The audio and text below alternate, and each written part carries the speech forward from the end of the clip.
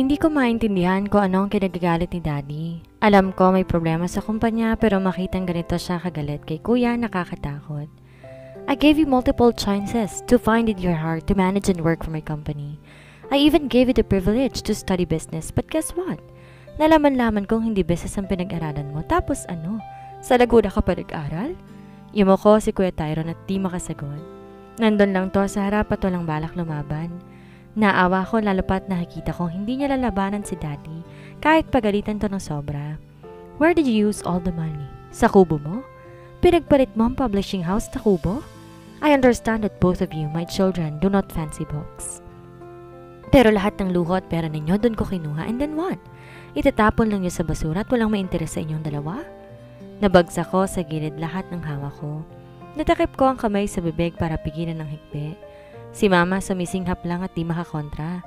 Ano bang tanim mo? Gulay? That barn house. Ano gusto mo ipakain kay Janine? Dahon? Nanlaki ang mata ko sa pagbanggit ng pangalan ko. Nagkasulyapan din kami ni Kuya Tyron ng mabilis, ngunit umiwas agad siya ng tingin.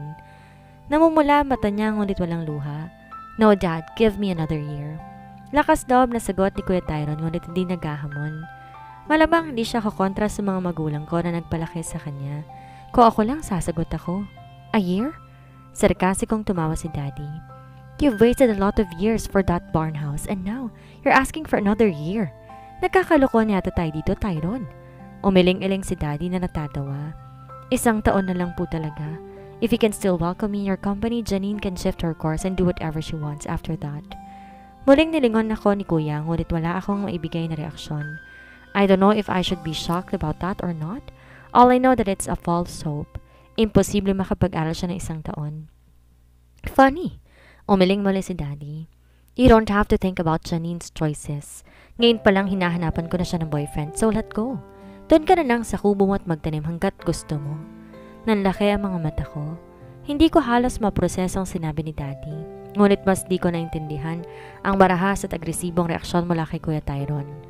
Namumuti ang nakakuyom niya mga kamay at matalim ang tingin kay Daddy. Nagtatagis ang ngipin at tila ayaw sa narinig. You can't do that, Dad. Di naniniwalang sambit ni Tyron. Why not? My Janine cannot just marry a low-class farmer. She deserves the best and that is not you. But you promised. You said I will marry her when she's grown up and now you're taking it back? Umawang ang mga labi ko. Hindi ko maproseso na maayos ang narinig. Basta't ang naintindihan ko, balak akong ipakasal kay Kula. Just wow! Hindi ko alam planado na nila ang buhay ko. Paano nila nagagawa yun? You don't have the right to demand. Ano bang pinagmamalaki mo ang kubo mo? How can you let the princess live in a place like that? A big no, Tyron. You broke my expectations and now I'm breaking my promise. That's not fair. Ang tagal kong naghintay at ang tagal kong nagtiis. You cannot just break it. Matatag ang boses ni Kuya ngunit inilingan lang yun ni Dad. Huminga na malalim si Daddy at pumikit ng mariin. Sa nakikitang aura niya nanlalamig ang mga kamay ko. Maging si Mama na alerto ngunit ayaw kumilos ng biglaan. Pagdilat ni Daddy ang mga salitang kailanman di ko maisip na sasabihin niya kay Kuya. Pwede ka nang umalis, Tyron. Hindi ka na parte ng pamilyang to. Thank you and sorry. Malamig ng desisyon bago kami tilikuran. Lahat kami natigilan. Ang hininga ko hindi ko mahanap. Si Mama napaupo sa sahig at napahagulhol. Tyron, no. You stay. Galit lang Daddy mo, kakausapin ko sandali. Mabilis tumayo si Mama at sinundan si Daddy. I know they will fight about this matter. Nilingon ko si Kuya at nakita ang pagturo ng luha sa mata niya. Mabilis niya yung pinunasan at nilingon ako. Sadly, hindi na nga kami totoong magkapatid, itatakwil pa siya. Kuya? Halos hindi ko mabigkas ang gusto kong sabihin na wag siyang aalis. Natatakot akong bumuhos sa mga luha ko. I want you to know that you are bound to marry me. That won't change. I will make that happen. Madiing bulong nito. Napakurap ako at ayaw tanggapin na isip ko na pakakasalan ko ang tinuturing kong kuya, pero mas gusto kong di siya umalis. Tyron? Si Manang Karing bitbit ang isang maleta na kinalaki ng mga mata ko. Hindi po, bakit niyo po binabayan? Nataranta ako at hindi alam paano pipigilan ang kamay ni Manang. Oras na maibigay yon kay Kuya Tyron, wala na, tapos na. Di na siya ulit babalik ng bahay. Hindi ko matatanggap yon. Sa lahat ng taong ayokong mawala sa buhay ay siya, si Kuya. He's been my brother, a friend and my partner in crime. No, Kuya. Umiling ako habang tumutulo ang luha ko. Umigting ang panga niya. Kinuha ni Tyron ng maleta at walang sabing pinunasan ng mga luha ko. His decision is final but not yet the end. Aalis lang ako sa ngayon. You know where to call me. Don't be sad. Tinapik niya ang pisngi ko na marahan bago yumakap ng bilis kay Manang Karing at umalis. Dahil doon para kong robot at walang buhay. Di ako makausap ni Mama at lalo na si Daddy. Maging si Manang Karing hindi ko na pinapansin sa pagbalik-balik niya sa kwarto ko. I hate them. Di naman kailangan paalisin si Kuya. Pinalaki pa nila kung paalisin din naman. Di ako nagagalit dahil sa pangakong kasal. Nagagalit ako dahil nawalan ako ng kuya. Oo at matatawagan ko pero para sa akin di sapat yun. Mabilis akong tumagilid ng higa sa mga katok na narinig. Ayoko nang kausap ngayon. Hindi ko gets bakit tinakwil si Kuya. Ano naman ngayon kung ayaw niya sa kumpanya? He can surely stand on his own feet. Janine, huwag kang kumilos na parang bata. Naipikit ko na mariin ang mga mata ko sa boses ni Daddy. Mas lalong ayoko siyang kausap, Janine. I'm telling you now. Find someone worthy. Not the dreamless brother of yours. Maghanap ka ng boyfriend na kaya kang buhayin. Di ako nakapagtimpi at pabalikwas na humarap kay Daddy. Nakaupo to sa tulong gilid ng kama at sa pinto ang tingin. What's the point? Wala sa isip kong pakasalan si Kuya Tyron pero wala rin sa isip kong pagbo-boyfriend. Dad, bakit ba niyo pinalayas? Ano bang magagawa niyo kung ayaw niya sa kumpanya? I'm here. Nag-aaral akong maayos kahit mahirap. Hindi ko siya gusto para sa'yo. And so I am. Ba't ba puro kayo kasal? Kapatid ang tingin ko kay Kuya at mananatiling ganun yon, Dad. You don't have to make him leave. Kapatid ko siya. Simula pagkabata, nasa tabi ko na siya, Daddy. Tuluyan na ako naluha at di mapigilang maalala si Kuya. Siya lang kasama kong lumaki. Busy sila pero may oras siya sa akin. Don't make such drama, Janine. That won't work. Hindi ko na ulit siya tatanggapin dito sa bahay. Napawang ang bibig ko at di makakontra. Di na magbabago ang desisyon ni Daddy. Hanggang makalabas to ng kwarto, hindi na ako nakapagsalita ulit. Bagsak ang balikat, sumandal ako sa headboard ng kama. Di lubos maisip na kahit talagang itapon ni Daddy si Kuya, kahit anak dapat ang turing niya dito. Paano kung ako? Kapag nag-iba ako ng landas, palalayasin din ako? Ang dami kong napanood na pag-ampo na mahalang kinukupkup nila, pero bakit si Daddy iba? Si Mama sigurado, totoong anak ang turing kay Kuya, pero si Daddy? Parang ni minsan di niya tuminahal. Isang beses lang nagkamali si Kuya, di naman dapat agad itakwil. Kaya ba hindi niya legal na pinilitan ng apelido ni Kuya Tyron? Hindi niya ba itinuring na anak? Hindi ako makatulog kakaisip. Kahit ang pagligo hindi ko magawa. I have this record today or tonight. That for the first time in my teenage years, I will sleep with everything. Clothes, stress, questions, worries, sadness. Kailangan ko si Kuyang paliwanagan ako. Sinubukan kong tawagan pero cannot be reached. Mas lalo ko nag-aalala sa kanya. Dumidiin ang hawak ko sa cellphone, lalapat nakakarami na ako ng tawag pero walang sagot. Kumabog ang dibdib ko sa pag-aalala. Alam ko, tulad ko, hindi madali sa kanya to. Paano ko naglasing siya? Paano ko nakipagbasag ulo? Paano ko napagtripan ng mga tambay? Nakulam, na-hold up, napatay? Shut it! Don't think bad about it. Baka naman nasa mga kaibigan niya. Definitely. Mabilis kong kinalikot ang cellphone ko para makatawag ulit. Ngunit natigilan ako matapos maalala. Wala akong numero sa mga nakita kong kainuman niya noon. Bumagsak ulit ang balikat ko at tinagis ang cellphone sa kama. Di ko nga pala kilala mga kaibigan niya. Di niya nabanggit ni minsan. Sa mga alaala ko nagkukwentuhan kami, ako lang madalas na madaldal. Ngayon ko lang yun naalala. Masyado niya akong pinagbibigyan at pinakikinggan. May minsan lang tumututol kapag dumidiko sa kamunduhan ng usapan. Sobra na ang pag-aalala ko, baka hindi alam ng mga kaibigan niya. I decided to message him. Kuya, please send me a reply if you're still alive. I'm worried. I will ready burial if you won't message me within 24 hours. Thanks. Ngumusto ko sa naisip na panakot. Di ko naman balak totohanin, pero baka din totohanin ko sakaling di siya magparamdam. Kung mag-asawa na kami, ganitong pag-aalala din ba ay bibigay niya? Tapos uuwi siya. Susuyuin ako hanggang humantong kami sa kama. Nakagat ko ay babang labi sa imahinasyon kong yun. Bumabalandra din kasi sa utak ko ang matipunong katawan nitong nasa ibabaw ko. From Kuya. Buhay pa ako. Napabalikwas ako ng bangon sa mensahe niya kinabukasan. Sinubukan ko i-dial muli pero pinapatay niya. Sunod doon isa pang message galing sa kanya. Busy. Bagsak ang balikat na humilata ako pabalik sa kama. Napanguso ko bago nagtipa ulit ng mensahe para sa kanya. Kuya, san ka? Kunot noong sinend ko yon ngunit nakatanggap lang ulit ng mensaheng busy daw siya. Tinawagan ko ulit paulit-ulit hanggang sa cannot be reached na siya. Sa inis ko, inihagis kong cellphone sa kama. Gigil pa ako nagubad para maligo. Buhay nga, hindi naman sinabi kung safe pa siya. Nakakainis. Nakakairita. Tamad akong bumagsak muli sa kama matapos maligo at mag-blower ng buhok. Di alintana kahit maging magulo pa ang buhok ko. Wala akong ganang pumasok. Nakaayos na ako't lahat ngunit di ko mahanap ang dahilan para pumasok. Magpa-excuse na lang kaya ako kay Maymay. Kunwari may lagnat kahit wala. Di rin naman ako sigurado makikinig sa lessons. Magpapadala ako ng picture ng gamot para maniwala siya. Okay, that's the plan. Agad kong kinuha ang cellphone ko para sana magtipa ng mensahe kay Maymay. Ngunit halos mapatuloy ako sa bagong mensahe ni Kuya. Brat, baba na. I will drive you to school. Nanlalaki ang mga mata ko. Nawala ang plano ko at agad na binitbit ang bag ko. Kahit ilang minuto pa lang nakakalipas, mula nang mapadala ang mensahe ni Kuya Tyron, di ako nagsayang ng oras. Baka makita siya ni Daddy o kung sino tapos palayasin na naman siya. Mag-breakfast ka muna, Janine. Di ko pinansin si Manang Karing. Wala na akong time kumain. Ayoko mainip si Kuya at baka siya naman makaisip na umalis. Hinihingal pa ako pagkarating sa labas at tinanap siya sa garahe pero wala. Kinabahan ako baka umalis na nga. Agad kong denial ang number niya. 3 ring pa bago niya sinagot. San ka? Sa labas. 3 blocks away from your house. Mabait nitong sagot. Di ko siya masisi kung bitter siya dahil mismong ako bitter kila Daddy. Agad kong binaba ang tawag at lumabas ng gate.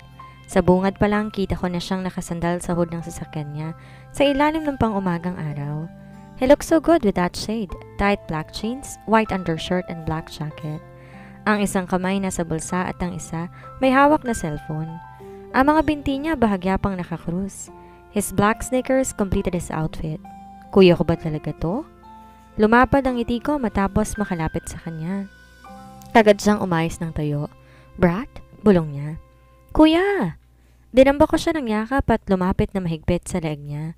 Akala ko matutumba kami ngunit agad niyang nasapo magkabilang hita ko pabuhad. Muntik pa siyang mawalan ng balanse. Mabuti na lang nakutukod niya ang siko niya sa hood ng sasakyan. Umawi siya at bumaba ng bahagya ang shade na suot niya. Nasa lubong ko tuloy ang mga mata niyang gulat ngunit may katapangan.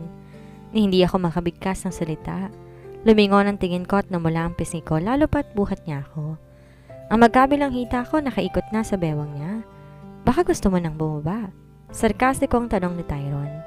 Lalo nag-init ang mga pisngi ko kaya naman sinubsob ko ang mukha ko sa leeg niya. Kaya lang sobrang bango niya eh. Tinig ko ang mabigat niyang paghinga. Hindi ko alam kung nasasakal ko na ba siya. Dati naman kahit lumambitin pa ako sa leeg niya at umakit sa likod niya walang mali siya. Pero ngayon dalagan at bukas ng isipan sa mga di dapat, nahihiya na ako. Magaspang siyang napaungol nung singhutin ko ang amoy niya. Inamoy mo pa? Brat, baba na. Nawawalang pasensyang utos ni Tyron. Parang kahapon lamang pinaglalaban niyang kinasal kami. Pero ngayon dalagan at bukas ng isipan sa mga hindi dapat, nahihiya na ako. Magaspang siyang napaungol nang singhutin ko ang amoy niya.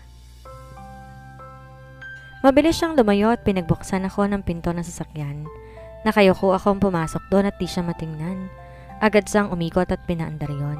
Nang masulyapang abala na siya sa pagmamaneho, ay naglakas loob ako na titigan siya. Wala nang shades niya at kita ko pa ang buong mukha niya.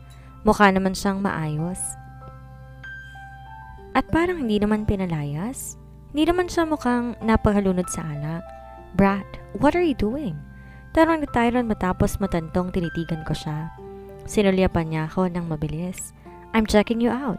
Akala ko binugbog ka na sa kanto. Nagsalubong ang kilay niya ngunit gumisi din kalaunan. Pakialam mo. Napirme ang mga labi ko sa inis. Sa dami ng tawag ko sa kanya, hindi niya pa yun halata. Of course, kuya. Kita kaya malamang mag-alala ko sa'yo. Biglang nawala ang ngisi niya. Nag-isang linya ang mga labi. Dumiin ang hawak sa manibela at di ako nilingon. Niayaw ko nga siyang umalis tapos itatanong niya yon. Napabuntong hiningakot nilahad ang cellphone ko sa kanya. Ano yun? Nilapit ko palalo ang cellphone ko sa kanya. Sinulyapan niya yon ng mabilis. I-save mo ditong numero ng mga kaibigan mo, kuya. I need their numbers. Para kapag di ko siya matawagan, silang tatawagan ko. Namuti ang mga kamay niyang nasa manibela at tumilim ang tingin niya sa daan. Kita ko pang umigting ang panga niya. No! Matigas niyang sagot. May gusto ka sa kanila? Dagdag pa niyang tanong na kinalaki ng mata ko. Napakalinis ng intensyon ko tapos babahiran niya ng ganun? Ano? Wala. In case of emergency kapag di kita matawagan, sila ang tatawagan ko. Simangot kong binalik ang cellphone sa bag ko at inirapan siya. Alam ko naman na mahihirapan na akong hagilapin siya kahit naman gusto ko magkaroon ng extra contact sa mga kakilala niya. Sinulyapan niya ako bago itinigil ang sasakyan sa isang fast food chain. Hindi ako bumaba kahit bumaba na siya. Hinintay ko talagang pagbuksan niya ako ng pinto bago niya irapan na mas malalim. Brat? Tinig kong bulong niya sa likod ko. Hindi ko siya pinansin at nauna nang pumasok sa loob. Dumiretso ako sa counter at nag-order ng halos lahat ng nasa menu. Nag-order ka na? Ngumisi ako. Yes, umiling siya at umorder din para sa kanya. Tumiin ang tingin niya sa dami ng order ko pero binitbit niya rin sa mesa. Hindi ka ba mahuhuli sa klase mo? Mariin niyang tanong. Kumibit balikat ako at kinuntuan niya ng noo. Sinilip niya pa ang oras sa cellphone niya. Ngayon pa lang naman na absent ako sa unang subject. Saan ka nakatira ngayon, kuya? Kumaaga pa lang nandito na siya malamang. Hindi siya nagpunta ng Tarlac. Saan siya natulog kung ganun? Nakungupahan ako ng apartment. Saan? Silipin natin. Alam ko naman kahit pinalaya siya, kaya niya maging independent. Nagawa niya ngang sumuway kay daddy at mag-aral sa Laguna. Di nakakagulat na kaya niyang tumira kahit saan? No. Papasok ka ng school. Sandali lang naman. Himutok ko ba? Umiling siya at di ako pinansin. Natapos yata kaming kumain, hindi niya na ako kinausap. Nanahimik ako at nakasimangot lang hanggang sa maihatid niya ako sa school. Ano ba naman yung tingnan lang namin? Di naman ako makikitira. Malakas kong sinara ang pinto ng sasakyan niya. Dinig ko pa siyang nagmura bago mabilis na lumabas. Sinamaan ko siya ng tingin pagkalabas niya. Napahagod siya sa kanyang buhok at napahilamos sa bibig at sa baba niya. Namewang at binigyan ako na nagtitimping tingin. Fine, you won. Susunduin kita mamaya. Let's visit my apartment. Halos gumisi ako na malapad. See you later. Nailing siyang bumalik sa sasakyan niya. Hindi ko mapigil ang ngiti ko. Kahit si Maymay hindi ko masamaan ng tingin. Sister-in-law, akala ko hindi ka napapasok. Hindi ako mawawala sa Friday class. Tumaas ang kilay nito at inalis ang bag niya sa upuan ko. Absent ka sa first subject, himutok niya. Napanguso ko at mabilis na umupo. Napuyat ako. Labas tayo mamaya, bulong niya bigla. May lakad ako eh. Umirap siya at di nang ulit. Himala, nag-focus ako sa klase kahit na nasusulyapan ko si Maymay na may kachat. Niyaya niyang lumabas at magpunta ng hotel. Nanlaki ang mata ko sa photo na sinend ng kachat niya. Half body lang ngunit nakaka-eskandalo. Yummy! Gigil niyang bulong. Pinilit kong di siya pansinin kakatipa. Nagwagi din naman lalo pat naalalang tatapak ako sa apartment ni kuya. Kuya, naghihintay ako. Pagkatapos lahat ng klase, nagbandali pa ako lumabas ng classroom. Tinatawag ako ni Maymay. Niyayang lumama sa lakad niya, ngunit hindi ko pinansin. Mas safe naman siguro ako sa apartment kaysa hotel. I'm not referring to the security, but with the wildest thing. Nandun na ang sasakyan ni Kuya Tyron kaya naman agad na akong sumakay. Agad niyang pinaandar matapos ko ikabit ang seatbelt. Baka sunduin ako ni Kuya Driver. Nope, I already messaged him that you're with me. Ngumisi ako, ibig sabihin lang nun. Pwede kong takasan ng driver na maraming beses. Freedom! Di naman kalayuan ang sinasabi niyang apartment. 15 minutes ride lang naman. Isang buong building niya na up and down. Kulay mapusyaw na dilaw at nasa 10 lahat ng pinto. May grills sa bawat kwarto, hagdan lang. Sinundan ko lang siya paakyat. Paliko sa pasilyo hanggang sa tumigil siya sa dulong kwarto. Don't be too noisy. May natutulog na bata sa kabilang bahay. Habilin niya bago binuksan ang pinto. Tumango ako at agad na sinilip ang loob. Katulad sa labas, mapusyaw na dilaw ang itsura. Isang higaan, maliit na mesa ang bungad. Ang bandang kusina isang single stove lang, mineral water, maliit na lababo at iilang pirasong kubyertos.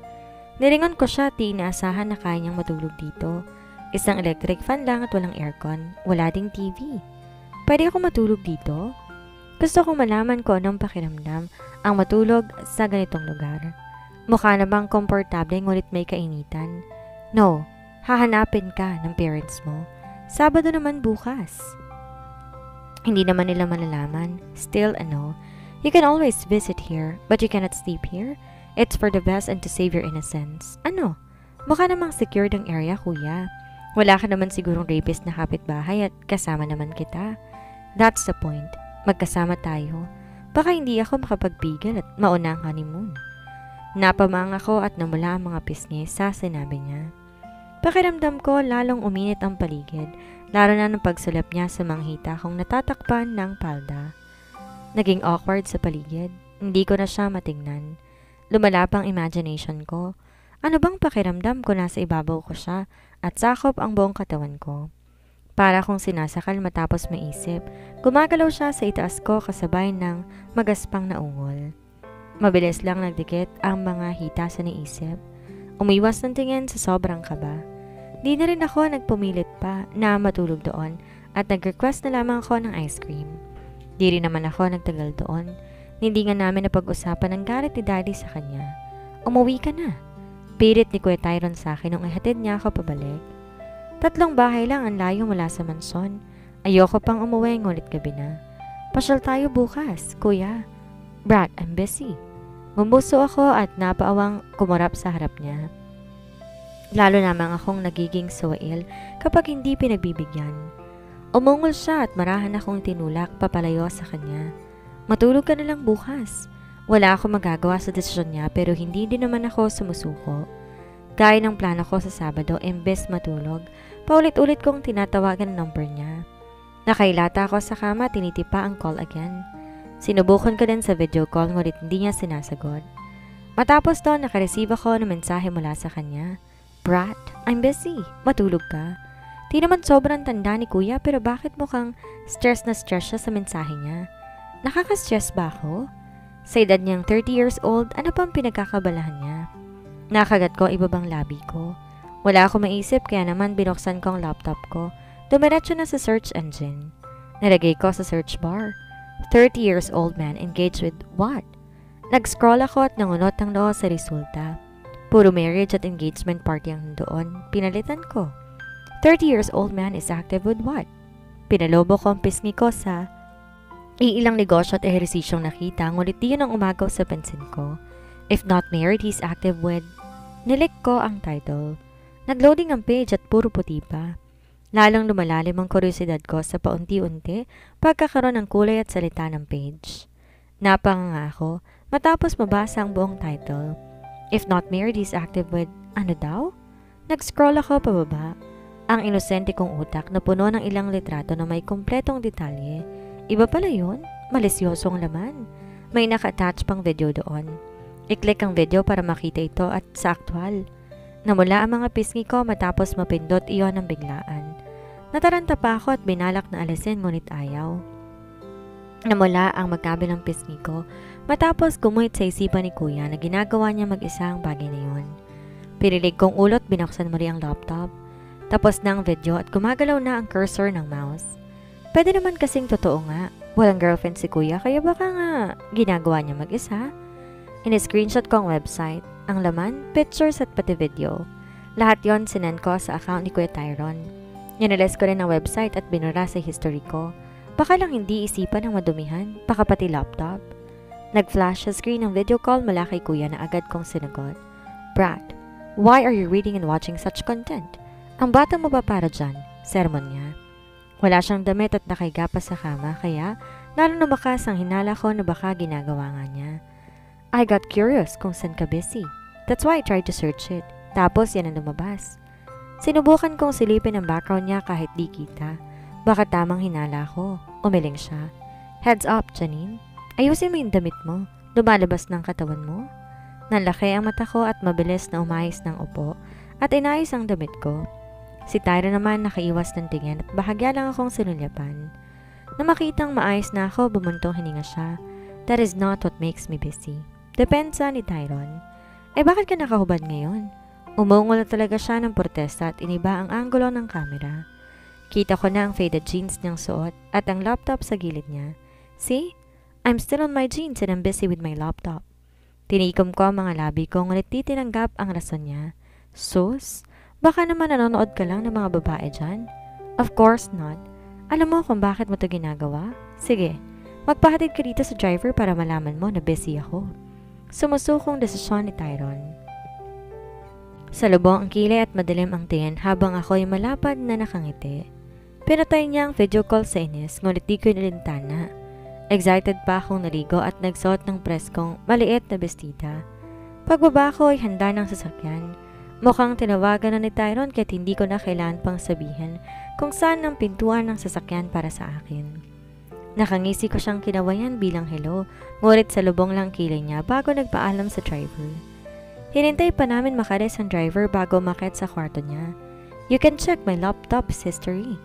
Nilahad ni Tyrone ang laptop niya na nasa kama niya. Kaya naman umupo ako sa pagitan niya at sa laptop. Sa harapan ko ay ang laptop niya at ang nasa likod ko naman ay siya.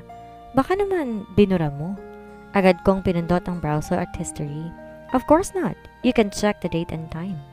Napataas ang kilay ko matapos makitang per business at patungkol sa pagpapublish ng libro ang history niya. Gusto niyang matuto sa negosyo ni Daddy. Baka naman sa YouTube ka nanonood. Umungol na naman siya ng protesta at inabot ang cellphone niya. Check it, even the apps, check it. Kinuha ko yun sa kanya at pinaningkitan siya ng tingin. Walang password, default launcher at wallpaper pa. Tinignan ko ang mga apps niya ngunit wala namang hindi pamilyar sa akin. Common lang ang mga yon kaya tinipa ko na ang YouTube. Tinignan ko ang search history niya at puro mushroom lang ang nandoon. Di ako interesado kaya naman binalik ko na sa kanya. Baka naman sa gabi ka lumalabas at nagpupunta sa club. Seriously? Di makapaniwalang tanong ni Tyrone. Malay ko ba? Di naman ako dito natutulog. I know where this is going, baby. You cannot manipulate me to let you sleep here. Nakangising konklusyon ni Tyrone. Umiwas ako ng tingin. Well, gusto ko lang subukan kung papatulugin niya ako dito. Tumunog ang laptop niya na nasa harapan ko. Isang video call ang nasa screen. Derek de Torres calling, mukhang kaibigan niya. Ang profile isang lalaki may mga tattoo sa leeg. Usog ka, utos niya. Kaso hindi ako umalis sa pwesto ko. Na-curious ako paano sila mag-usap. Matapos hindi ko sumunod, umiling siya at lumukwang. Inabot ng kamay niya ang laptop. Mula yun sa harapan ko kaya naman para na siyang nakayakap sa akin pero hindi pa rin ako umiwas. Naratili lamang ako nakatitig sa pagsagot niya sa tawag. Kaya lang hindi naman taong lumitaw sa screen, kalsada at tunog ng sasakyan. I'll be back to the Guimaras. Yun lang narinig ko dahil mabilis niyang binitbit ang laptop at dinala na sa labas ng apartment. Umawang ang mga labi ko at binalak na sundan siya ngunit natigilan dahil baka naman pribadong pag-uusapan nila. Nalatili ako sa kama niya at tumilata. Ang katawan ko lang nasa kama habang ang mabinti ko nakaharang sa gilid. Diretso sa itaas ang tingin ko. Wala namang kisame. Magkano kayo renta niya dito? Napabaling ang ulo ko sa pintuan. Nandoon na siya at inaagod ako ng tingin. Umiling pa bago umiwas. Nagpunta siya sa gilid ng kama at may kinuha doon. Ita mo, I can see your pink strawberry panty, Brad? Marahan niyang binato ang kumot sa bandang hita ko. Namumula ang mga pisngi kong bumangon at pinagdikit ang mga hita ko. So careless. Unladylike, ihahatid na kita. Mamaya na, protesta ko. Lumapit ako sa kusina niya at uminom. Hindi balak pagbigyan ng gusto niya. Hinahanap ka raw ni Manang Karing. Later, go home, Brad. Bagsak ang balikat na umuwi ako. At mabuti na nga lang nakauwi na ako dahil hindi pa naman ako nakakaligo ay napagbuksan ko na ng pinto si Daddy. Nalula pa ako sa mga dala niyang makakapal na libro. Read this. Para naman magkaroon ka ng interes. Nilapag niya ang mga libro sa kama ko. Tumiretso siya ng labas, ni hindi inintay ang reaksyon ko. Sa kapal ng mga libro, nahihilo na ako at parang malabong magka-interes ako doon. Binasa ko ang cover tila gusto kong masuka. It's about business and politics. Hindi pa ako nakapagpahinga sa mga librong dala ni Daddy. Sumunod naman si Mama na pumasok na sa kwarto. Hi, baby. Bati nito ngunit ang tingin nasa mga libro na nakalapag sa kama ko. Napailing pa ito bago ipinatong doon ang mga dalang libro. Kumpara sa dala ni Daddy, mas manipis na ng kaunti ang mga dala niya. Akala talaga ng Daddy mo babasahin mo mga yan? Sa cover pa lang, tatamarin ka na. Tumikwas ang kilay ko at ngumuso. Sinulyapan ko rin ang mga dala niyang libro. It's the same. It's about business and some random uninterested topics. Baka hindi ko rin basahin yan, ma. Totoo naman, kahit magalit pa sila, hindi ko naman talaga babasahin ng mga yon. Kahit na fairy tale book pa yun, hindi ko babasahin. I'm not a reader, okay? At least try, pilit nito. Fine, I'll try, ma. Labas sa ilong na pagtatapos ko sa usapan. Natawa pa sa kaisibang sinubukan ko, but the truth, I will not. Akala ko tapos na, ngunit sumunod doon si Manang Karing. May mga libro din tong mga bitbit, kumpara sa dala ni Mama at Daddy. Mas maliit ng kaunti at manipis sa mga dala niya. Hay nako, magulang mo talaga. Huwag ang mga yan ang basahin mo. Nilapag niya ang mga dalang libro at kinuha ang mga dala ng Mama at Daddy. Nako, ito mga basahin mo. Romance at saka cooking book. Tinapik pa niya ang ilang librong dala bago kumindat at lumabas ng kwarto. Tamad akong binuklat ang dala ni Manang Karing. Ang unang libro, cookbook nga at tiyak na babasahin ko. Ngunit nagulat ako sa sumunod na libro. Cover pa lang di na mapagkakatiwalaan. May nakalagay pang malaking rated SPG. San ba nakuha ni Manang Karing ang mga to? Ayokong isiping nabasa niya na, ngunit parang oo, dahil may kalumaan na ang mga libro. Ngunit mas lalo ko nagulat sa unang kabanata, isang scene na detalyado. Gulat na naibagsak ko yun sa kama at nag-init ang magkabilaang pisngi ko. Kailangan ko si Kuya Tyron. Mali, kailangan ko ang paliwanag niya. At dito na po nagtatapos ang kabanata ng ating kwento. Sana'y mo rin niyo po akong samahan sa mga susunod pang kabanata. Maraming salamat po. Ingat po tayong lahat.